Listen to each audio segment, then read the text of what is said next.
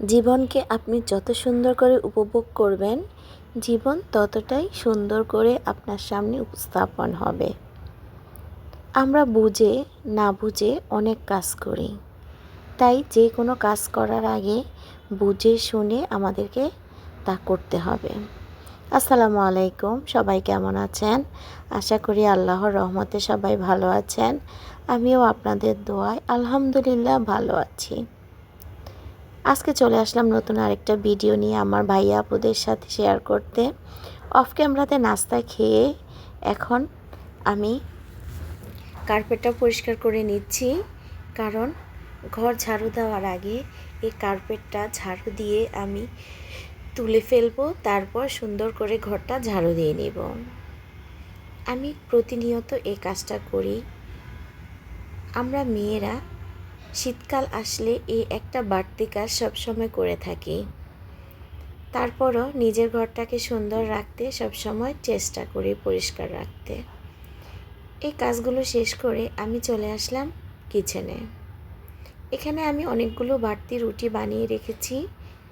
পরের দিন এগুলো আমি সকালের জন্য রেডি করে রাখছি। এখন আমি হাফ সেকা দিয়ে দিয়ে তুলে রাখবো। আমার মিষ্টি আপু ভাইয়ারা সবার একই অবস্থা। আমার চ্যানেলের খুব খারাপ অবস্থা আপুরা, অনেক দিন সময় দিতে পারিনি, একদম ভিউজ কমে গেছে। কি করব জানি না, তবে চেষ্টা করে যাচ্ছি যতটুকু সময় পাই একটু ইউটিউবে সময় দেওয়ার জন্য। আমি এখন রুটিগুলো হাফ সেকা দিয়ে তুলে রাখবো সকালের জন্য, কারণ আমি সকালে খুব ব্যস্ত হয়ে পড়ি। বাচ্চাদের স্কুল, ওদের কোচিং থাকে, স্কুল থাকে, আপনাদের ভাইয়ার দোকানে যাবে, সব মিলিয়ে আমি সকালে খুব ব্যস্ত থাকি। তাই আমি চেষ্টা করি আগের দিন রুটিগুলো বানিয়ে হাফ সেকা দিয়ে ঠান্ডা করে ফ্রিজে তুলে রাখতে। আর অন্য সাইডে আমি তরকারি রান্না করার জন্য গরম পানি বসিয়ে দিয়েছি। আমরা যদি রান্নার পাশাপাশি ঘরের টুকিটাকি কাজগুলো একটু একটু করে এগিয়ে রাখি, তাহলে আমাদের কাজটা খুব সহজ হয়ে যায়। এই যে আমি এখন রান্নাটা বসিয়ে দিচ্ছি। রান্না বসিয়ে দিয়ে আমি কিন্তু ঘরের কাজ করার জন্য চলে যাব। রান্নার পাশাপাশি এভাবে টুকটাক করে নিজের ঘরগুলো গুছিয়ে রাখলে, ঘরের কাজগুলো শেষ করলে আসলে তেমন একটা কষ্ট হয় না। এখানে আজকে আমি চিংড়ি মাছ দিয়ে মিষ্টি কুমড়া রান্না করব, তাই আমি পরিমাণ মতো পেঁয়াজ দিয়ে তারপর একটু ভালোভাবে নেড়ে চেড়ে এখন আমি ধুয়ে রাখা চিংড়ি মাছগুলো দিয়ে দিলাম। চিংড়ি মাছটা একটু আমি ভেজে নিচ্ছি। ভালোভাবে ভাজা হয়ে গেলে তারপর আমি আদা রসুন বাটা আর জিরা বাটা দিব। এখন আমি মশলাটা ভালোভাবে কষিয়ে নিচ্ছি। যত ভালোভাবে মশলাটা কষাবেন আসলে তত ভালো খেতে লাগবে, আর কাঁচা গন্ধটা যেন চলে যায়, এজন্য আমি ভালোভাবে একটু কষিয়ে নিচ্ছি। তারপর আমি এখানে পরিমাণ মতো লবণ, হলুদের গুঁড়া, মরিচের গুঁড়া আর ধনিয়ার গুঁড়া দিয়ে দেব। এই অল্প মশলাতেই কিন্তু মিষ্টি কুমড়া রান্নাটা অসাধারণ হয়। আপনারা চেষ্টা করবেন সব সময় মিষ্টি কুমড়াটা একদম তরতাজা দেখে কিনতে, লাল টুকটুকে একদম তাজা, এরকম ফ্রেশ মিষ্টি কুমড়া রান্না করলে খুবই ভালো লাগে খেতে। আজকে আমার মিষ্টি কুমড়াটা দেখেন এত সুন্দর ছিল। এখানে আমার মশলা কষানো হয়ে গেছে, তাই আমি মিষ্টি কুমড়াগুলো দিয়ে দিচ্ছি। মিষ্টি কুমড়া দিয়ে আমি ভালোভাবে কষিয়ে নিব। আর অন্য সাইডে আমি আজকে বাতাসি মাছ রান্না করব। ঢাকায় তো এই মাছটাকে বাতাসি মাছ বলা হয়, কিন্তু আমাদের এলাকায় এর একটা খুব সুন্দর একটা নাম আছে।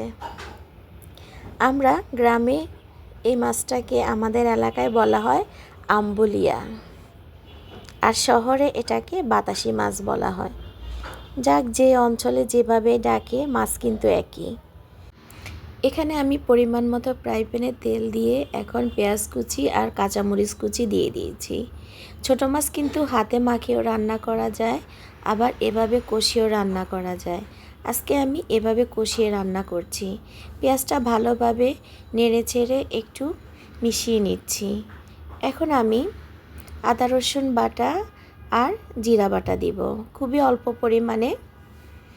এখন আমি মশলাটা ভালোভাবে নেড়ে চেড়ে মশলা থেকে কাঁচা গন্ধটা যাওয়া পর্যন্ত অপেক্ষা করব। তারপর আমি পরিমাণ মতো লবণ, হলুদের গুঁড়া, মরিচের গুঁড়া, ধনিয়ার গুঁড়া দিয়ে দিব। আজকের এই ছোটো মাছে কিন্তু মরিচের গুঁড়ার পরিমাণটা একটু বেশি দিয়েছি। ছোটো মাছে মরিচের গুঁড়াটা একটু বেশি হলে ভালোই লাগে। ঝাল ঝাল করে ছোটো মাছ রান্না করে খেতে আমার খুবই পছন্দ। মশলাটা ভালোভাবে নেড়ে চেড়ে কষিয়ে নিয়েছি। এখন আমি টমেটো দিয়ে দিলাম। টমেটোটা একটু নেড়ে চেড়ে মিশিয়ে নিচ্ছি। তারপর আমি অল্প পরিমাণে একটু ঝোলের পানি দিব, খুবই সামান্য পরিমাণে ঝোলের পানি দিচ্ছি। তারপর আমার মশলাটা যখন কষানো হয়ে যাবে তখন আমি মাছগুলো দিয়ে দিব। আর এই সাইডে আমি মিষ্টি কুমড়াটা একটু নেড়ে চেড়ে দিচ্ছি যেন নিচে লেগে না যায়। তারপর এখানে আমার মশলাটা কষানো হয়ে গেছে। এখন আমি ছোটো মাছ দিয়ে দিব। এই যে দেখেন, এগুলাই হচ্ছে বাতাসি মাছ। এই মাছগুলো আমি এখন দিয়ে মশলার সাথে একটু নেড়ে চেড়ে মিশিয়ে নিব। এই মাছগুলো একদম নরম মাছ, এগুলা কিন্তু বেশি নাড়া যাবে না। তাই আমি একটু মশলার সাথে ভালোভাবে মিশিয়ে নিচ্ছি। তারপর আমি ঝোলের পানি দিয়ে দেব। আমার মিষ্টি ভাইয়া আপুরা যারা এ পর্যন্ত আমার ভিডিও দেখেছেন, লাইক দিতে ভুলে গেছেন, প্লিজ মনে করে একটা লাইক দিয়ে দিবেন। আর যদি আমার এই ফ্যামিলি ব্লগগুলো আপনাদের ভালো লাগে, রান্না বান্নার ভিডিও দেখতে ভালো লাগে, তাহলে সাবস্ক্রাইব করে পাশে থেকে যাবেন। আর পাশে থাকা বেল বাটনটি ক্লিক করে আমি যখনই নতুন কোনো ভিডিও দিব আপনাদের কাছে নোটিফিকেশন চলে যাবে। আপনারা আপনাদের সময় মতো আমার ভিডিওটা দেখে নিতে পারেন।